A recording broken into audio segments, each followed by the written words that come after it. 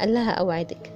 دخل الأمير جوه المملكة، والمملكة كلها فرحت بوجوده، وهو كمان فرح جدا لأن كل حاجة بقت في مقاسها الطبيعي، وفرح وقعد مع أصحابه وقعد يحكي معاهم ويهزر معاهم، ولمدة دقيقة واحدة نسي جميرة خالص. ولما افتكرها جري عليها، راح يشوفها في المكان اللي هي كانت قاعدة فيه، بص واستغرب جدا لما لقاها بدل ما هي كانت عملاقة وطويلة قوي قوي قوي، بقت في طول كتفه. قالت له شايف اللي حصل لي لما انت نسيتني؟ فضلت اصغر اصغر لغايه لما وصلت المقاس ده. انت عارف لو كنت نسيتني دقيقه واحده تاني كمان كنت اختفيت خالص، ما كنتش لقيتني. جميرة ضاعت منها كل مواهبها السحريه لما صغر مقاسها. لما باباها ومامتها جم يدوروا عليها ما عرفوهاش، ورجعوا مملكتهم تاني.